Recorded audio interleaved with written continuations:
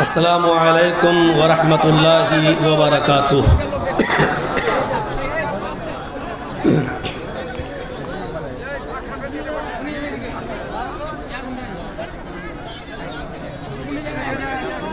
الحمدللہ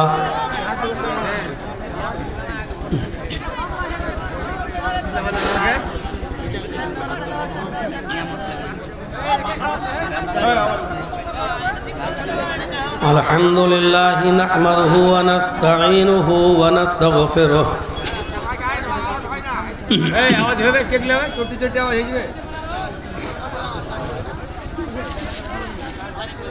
ونعوذ باللہ من شرور انفسنا ومن سیئات اعمالنا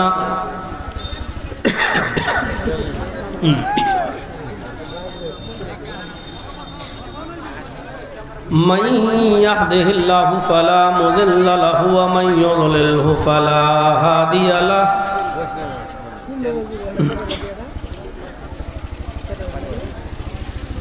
وأشهد أن لا إله إلا الله وحده لا شريك له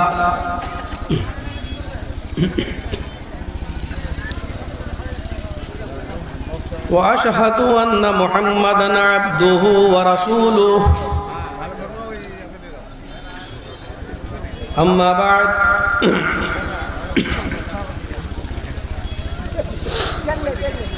فإن خير الحديث كتاب الله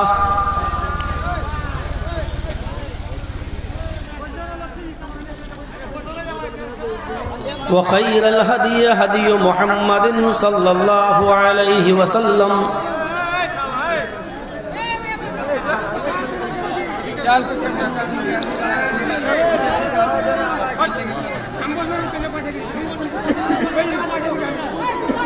وشر الأمور محدثاتها وكل محدثة بدعة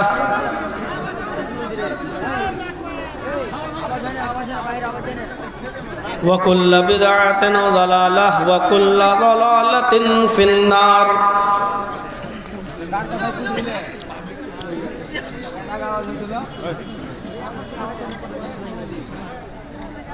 أعوذ بالله من الشيطان الرجيم۔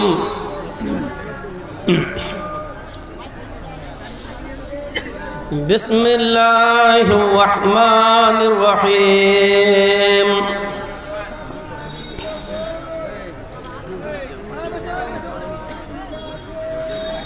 يا أيها الذين آمنوا اتقوا الله ولتنظر نفس ما قدمت لغد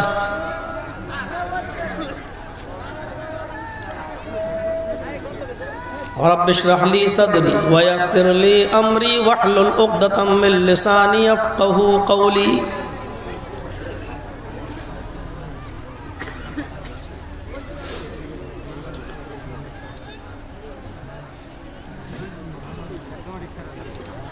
منچ پر بیٹھے ہوئے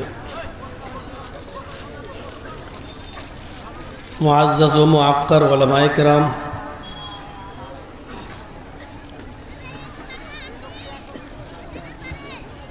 ہریش چندر پور اور اس کے اطراف و اکناف سے قرب و جوار سے تشریف لائے ہوئے معزز سامعین حضرات، ایک سائیڈ میں بیٹھی ہوئی پردہ نشین اسلامی خواتین، پیاری ماں اور بہنوں، قوم و ملت کے لائق ور نوجوانوں، مستقبل کے ہونہار عزیز بچوں،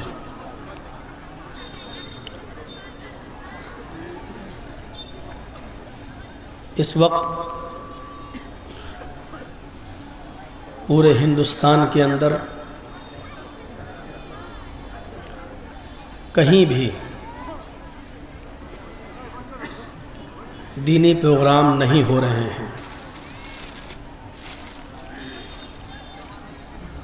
بنگال والوں پر لگتا ہے اللہ رب العالمین کی کوئی خاص مہربانی ہے کہ بنا روک و ٹوک پروگرام ہو رہے ہیں۔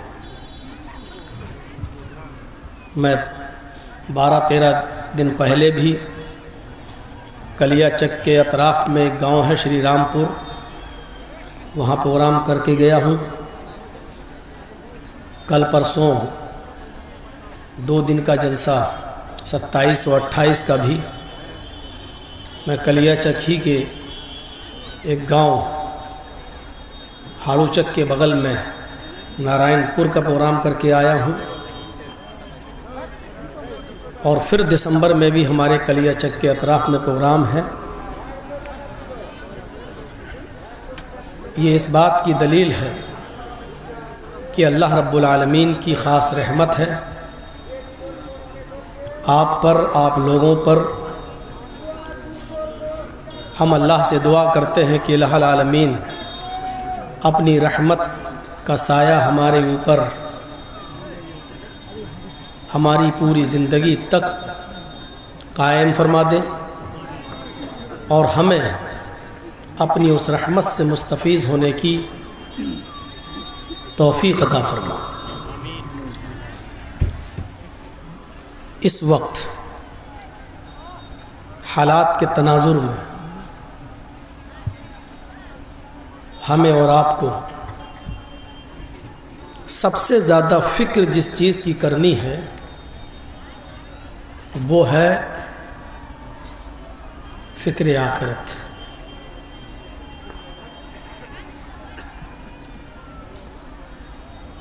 کل کے لیے ہم نے کون سی تیاری کی؟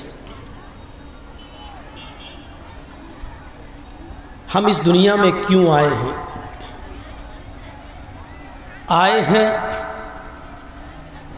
تو کیا ہمیشہ اس دنیا میں ہم رہیں گے؟ نہیں رہیں گے تو کیا ہوگا؟ مریں گے۔ مریں گے تو کیا ہوگا؟ کیا مرنے کے بعد ہماری زندگی کا خاتمہ ہو جائے گا اور پھر سارے معاملات ختم ہو جائیں گے؟ اگر ایسا نہیں ہوگا تو کیا ہوگا؟ پھر ہم کو دوبارہ جیوت کیا جائے گا۔ پھر کیا ہوگا؟ پھر اس زندگی میں ہم نے اور آپ نے جو عمل کیے ہیں، چاہے وہ اچھے ہو یا برے، ان کا حساب و کتاب دینا ہوگا۔ پھر کیا ہوگا؟ پھر ہمارے عملوں کے مطابق ہمیں یا تو جنت ملے گی یا جہنم ملے گی۔ یہ ایک لمبی فکر ہے۔ ہم نے اس زندگی کے لیے کیا کیا ہے، کیا سوچا ہے؟ فکر آخرت کی سب سے بڑی بنیادی چیز ہے، آخرت کو سنوارنے کی سب سے بڑی بنیادی چیز ہے تقوی، پرہیزگاری۔ اگر ہم نے اپنی زندگی کو تقوی سے مزین کر لیا، پرہیزگاری سے مزین کر لیا، تو ہماری آخرت بن جائے گی۔ اب سوال پیدا ہوتا ہے کہ تقوی کیا ہے؟ ایک ایک چیز کے اندر شق نکلتی ہے۔ تقوی کیا ہے؟ ہم اپنی زندگی میں صرف تقوی پیدا کر لیں اور ہماری زندگی بن جائے گی، زندگی بھی بن جائے گی اور آخرت بھی سنول جائے گی۔ تو یہ تقوی کیا ہے جو ہماری زندگی کو بھی کامیاب بنا رہا ہے اور ہماری آخرت کو بھی کامیاب بنا رہا ہے؟ اس کی ایک چھوٹی سی مثال میں آپ کو دے دوں کہ اللہ کے نبی صلی اللہ علیہ وسلم اپنی چہیتی اور پیاری بیوی عائشہ صدیقہ کے پاس بیٹھے ہوئے ہیں،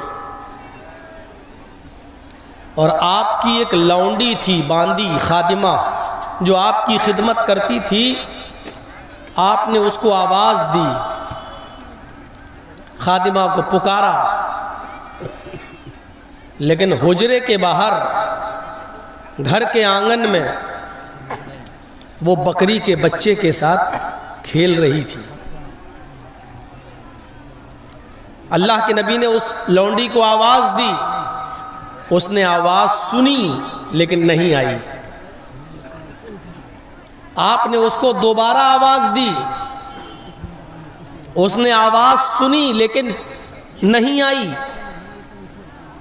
آپ نے اس کو تیسری بار آواز دی، اس نے آواز سنی لیکن نہیں آئی۔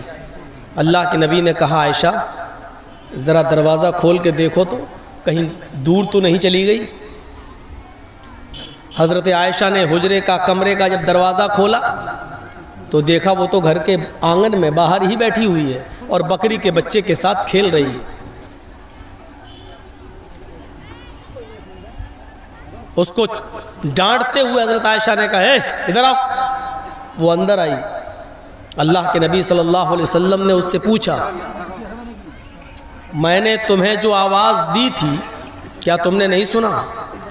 کھڑے ہو کے مت بنائیے، تو یہاں بیٹھ جائیے، ادھر کے لوگ ابھی شور کریں گے، ہم لوگ تو پریشان ہیں۔ کیا تم نے میری آواز نہیں سنی تھی؟ اس لونڈی نے جواب دیا اللہ کے نبی سنی تھی۔ اس زمانے کی لونڈی، اس زمانے کی خادمہ بھی جھوٹ نہیں بولتی تھی۔ آواز سنی نہیں آئی یہ ایک الگ چیز ہے، لیکن جب اللہ کے رسول نے پوچھا وہ جھوٹ بول سکتی تھی، وہ کہہ سکتی تھی نہیں مجھے سنائی نہیں دیا، مجھے آواز۔ یار ان سے کہیے مائک یہ بار بار نہ بولیں، جو ہونا تھا ہو گیا، لگ رہا سحری کا اعلان کر رہا ہے۔ মাংস প্যান্ডেল থেকে খাবার প্যান্ডেল থেকে যে মাইকটা হচ্ছে মাইকিংটা বন্ধ রাখতে হবে, এখানে ডিস্টার্ব হচ্ছে, বন্ধ করুন, ওটা বন্ধ রাখুন, যার দরকার আছে জেনে নিয়েছে চলে যাবে আপনার কাছে, বন্ধ রাখুন ওটা। ان کی آواز آتی تو لگتا ہے کہ ایک اور تقریر ہو رہی ہے جلسہ۔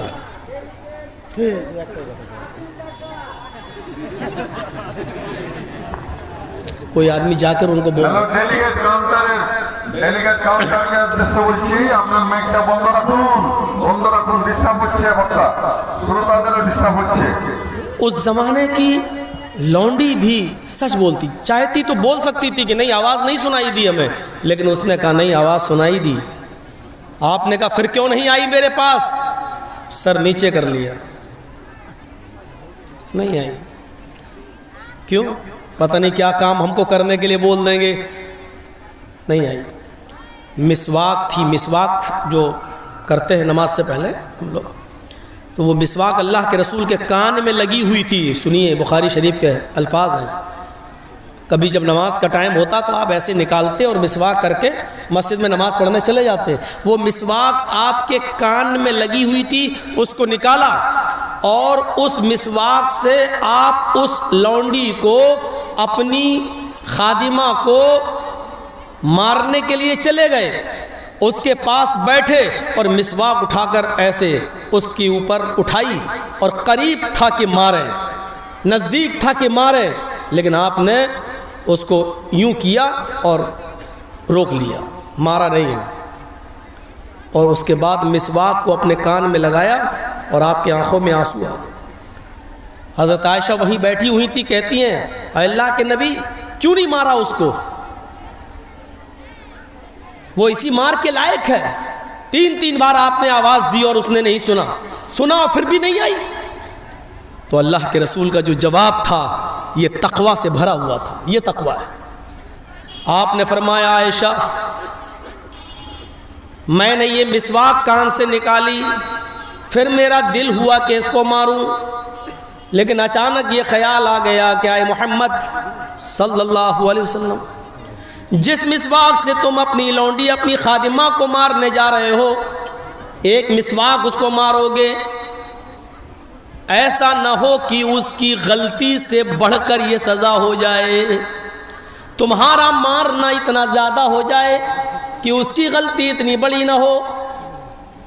اگر تم نے اس کو ایک چھوٹی سی مسواک ایسے کتنی لگے گی، اگر یہ مار دیا، ایسا نہ ہو کہ آپ کا اتنا مارنا اس کی غلطی سے زیادہ ہو تو قیامت کے دن وہ مقدمہ دائر کر سکتی ہے اور اللہ رب العالمین کے دربار میں وہ کہہ سکتی ہے اے اللہ میری غلطی اتنی بڑی نہیں تھی جتنی بڑی سزا محمد رسول اللہ نے مجھے دی ہے، مجھے انصاف چاہیے تیرے دربار میں، مجھے بدلہ چاہیے، مجھے انتقام چاہیے۔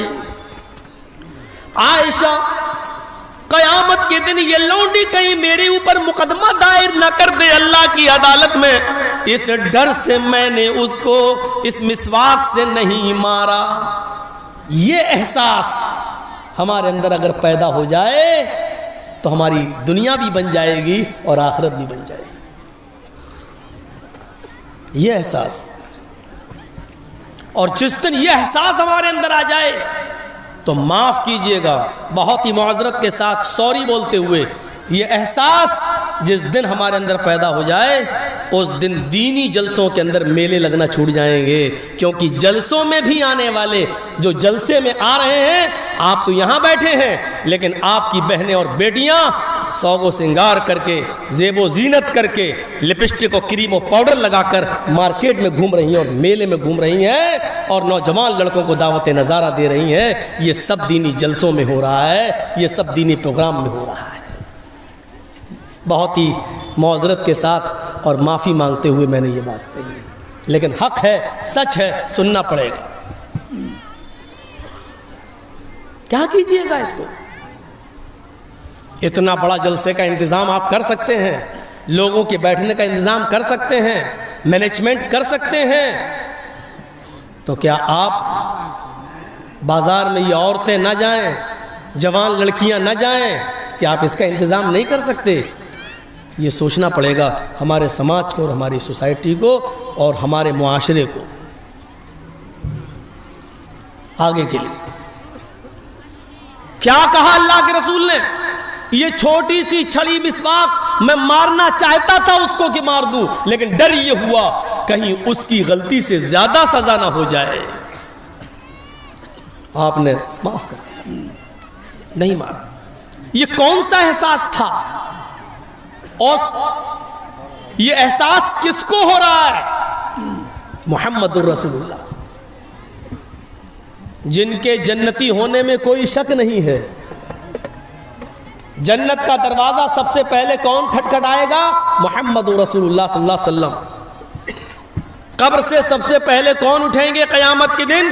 محمد رسول اللہ صلی اللہ علیہ وسلم۔ جنت کا دروازہ سب سے پہلے کون کھٹکھٹائے گا؟ محمد رسول اللہ صلی اللہ علیہ وسلم۔ جنت کے اندر سب سے پہلے کون داخل ہوگا؟ محمد رسول اللہ صلی اللہ علیہ وسلم۔ مقام محمود کس کو ملے گا؟ جناب محمد رسول اللہ صلی اللہ علیہ وسلم کو، جو خود جنتی ہیں۔ مقام محمود جن کا ٹھکانہ ہے، وہ شخصیت کہہ رہی ہے کہ مجھے ڈر ہے کہیں اس کو ماروں تو میری مار اس کی غلطی سے زیادہ نہ ہو جائے۔ اس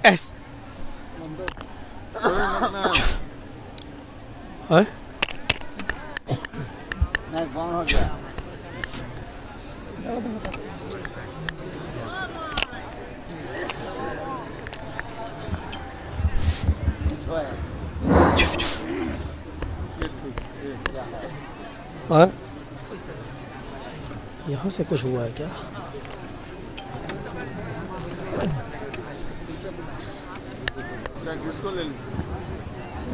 تو ہاتھ میں پکڑنا مشکل ہو جائے گا۔ کہیں ٹچ ہوا ہے یہ؟ ہاں ہاں ٹھیک ٹھیک نہیں نہیں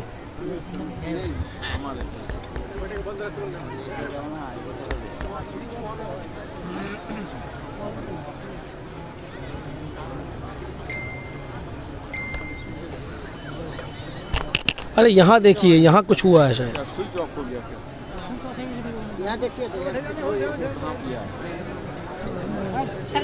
یہاں سے کچھ ہوا ہے۔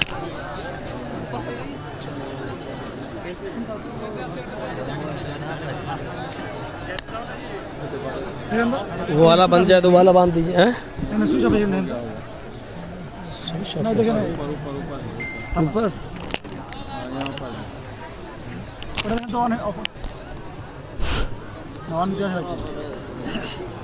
এই দেখো অফ হয়ে গেছিল এখানে, এই এখানে অফ হয়ে গেছিল, এখন দেখো এখানে অফ হয়ে গেছিল, ওখানে অফ হয়ে গেছিল। ऑन ऑफ कहाँ है, इधर है किधर है? ऊपर हो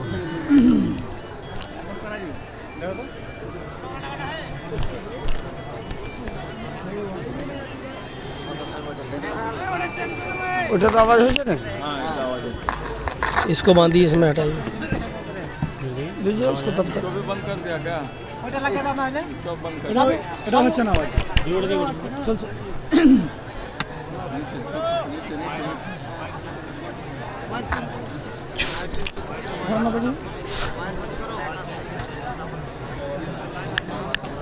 क्या यार, माइक कौन सा लाया? अभी 12 बज जाएगा, भागने का नंबर आ जाएगा।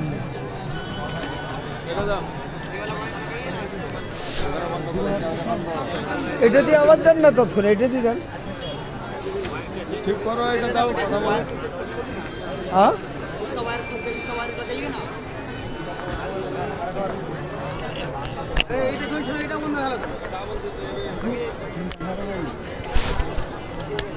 इसमें आवाज दीजिए तो ये खोल के लगाएंगे।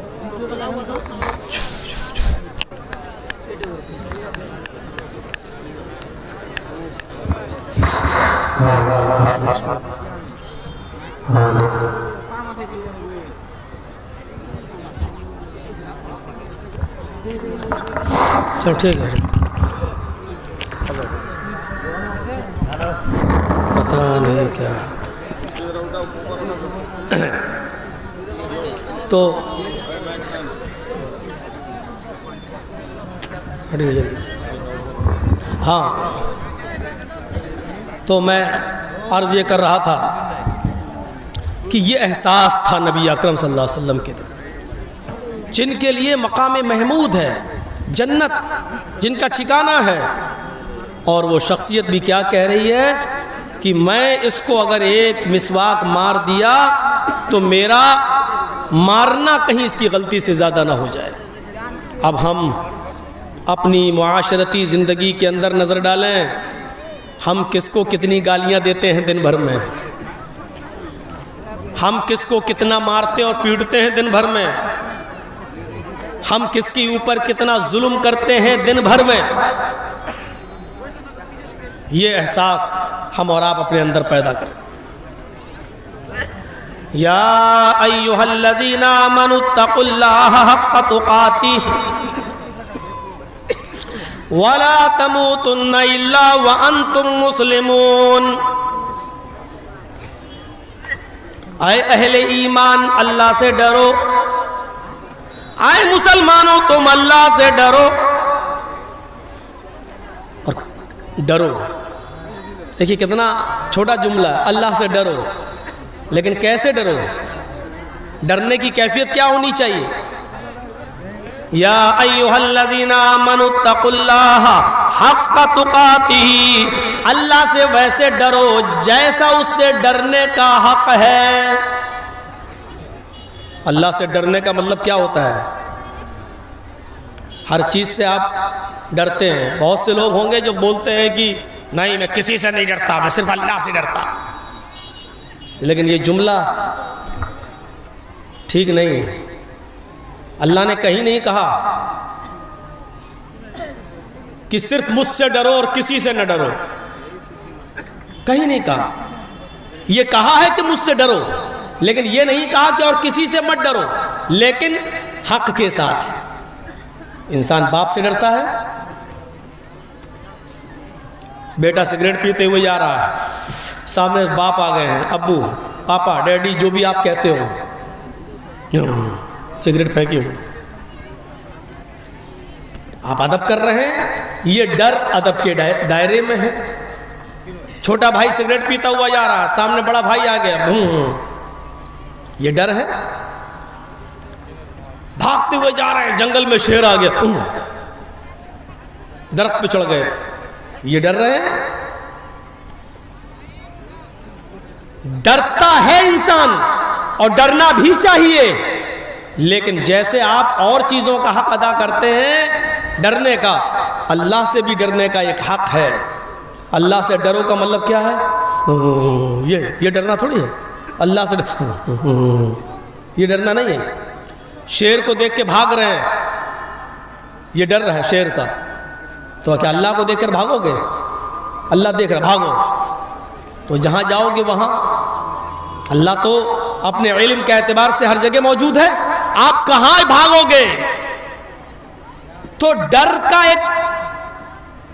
ایک مطلب ہوتا ہے. زہر آپ نہیں کھاتے ہیں, کیوں؟